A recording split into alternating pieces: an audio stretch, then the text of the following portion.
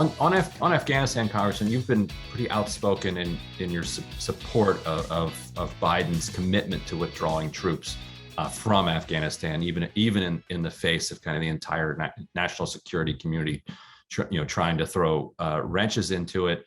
You also recently, applauded this intelligence success, apparent intelligence success that led to an airstrike of a car bomber.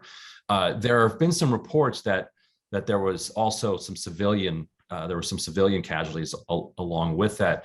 Should the Biden administration release footage of this strike to answer some of the questions that people have?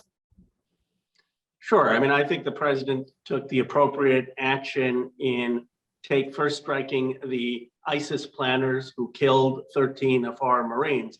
My understanding, and this is just from public reporting, is the last strike on Sunday was a car bomb that could have exploded and that could have hurt many civilians and hurt many of our troops in addition to Afghan civilians. And my understanding is that strike was to prevent a larger catastrophe. Now, I've read the stories of just utter tragic stories of children who may have been killed, of a father who may have been killed, of Afghan civilians. We ought to be very transparent about that. And it's a awful, awful loss of life. But the decision there in front of our military was, would you let a car bomb go off and kill even more people? So I think transparency is justified. But if really that strike, as I understand it, was to prevent loss of life, it was a very difficult decision and justified, but we ought to be honest about it. Well, and it's a great point that you make. I have to ask, though, there has been some push to get the Pentagon to release the names of the ISIS targets that were killed. They said, they were high value targets, senior leadership involved in the planning. Would that help if we urge the Pentagon to say, well, tell us who it was that you were targeting in these airstrikes?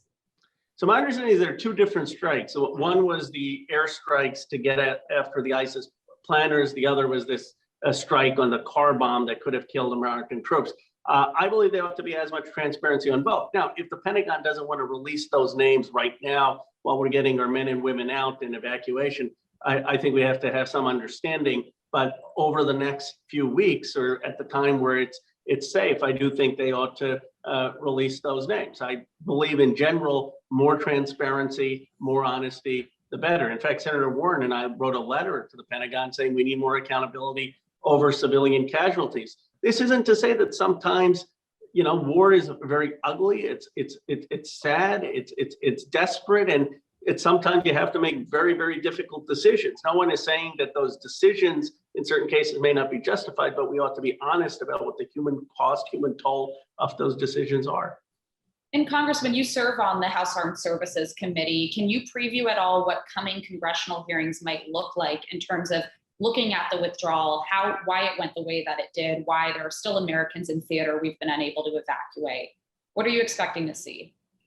Well, we will have oversight hearings, but the oversight hearings are not going to be just about the mistakes possibly of the last 20 days, but the mistakes of the last 20 years. Why were we there for 20 years? Why did we have general after general come before our committee and other congressional committees and say the Afghan army is strong, the Afghan army can resist the Taliban, the Afghan army, we're being effective in training that? We need answers. We need answers on what the failures were over the last 20 years. Of course, we will ask what possibly could have been done better in an evacuation. Even Secretary Blinken has said that there will be plenty of time to look at that. And I believe the administration should be forthcoming about that and honest about that. But ultimately, this president made the right decision to withdraw. The withdrawal would have been a difficult thing whenever we did it. And if there are lessons to be learned about how we withdraw from these types of conflicts, let's learn those lessons.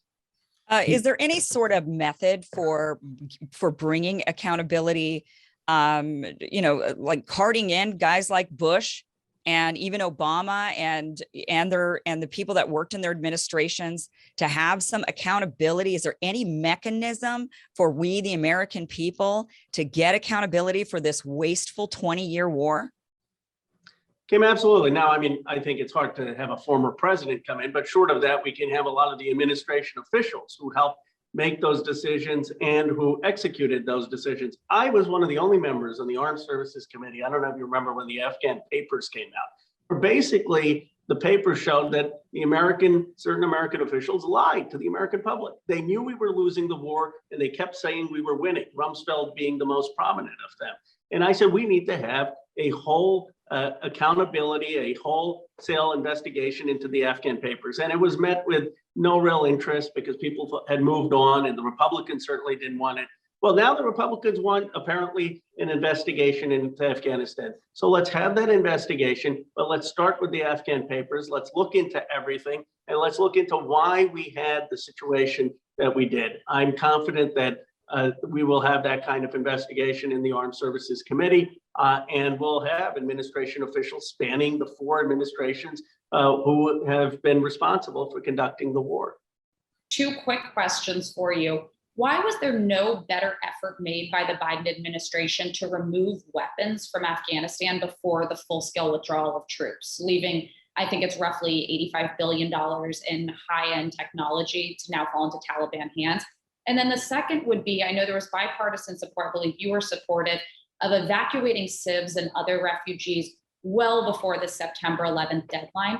Why wasn't there more effort to be doing this 6 months ago, 8 months ago, a year ago? Those are legitimate questions. I have the same questions. I know the Biden administration says, well, that would have put pressure on the Ghani government to fall, but the Ghani government fell anyway. And, Ghani was corrupt. I mean, he was corrupt in the way he was running Afghanistan. And I do think that there is a question of, could certain evacuations have been done earlier?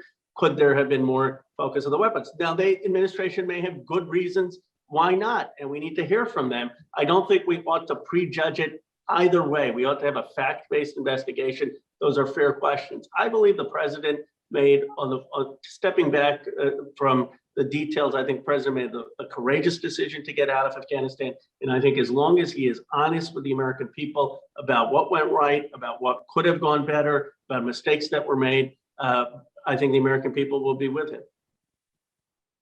Well, Congressman Khanna, thank you so much for joining us. Thank you. Thank you, everybody, for joining us in this unusual out-of-studio day. We'll be back in the studio tomorrow, although Kim will not. Looking forward to seeing everybody tomorrow.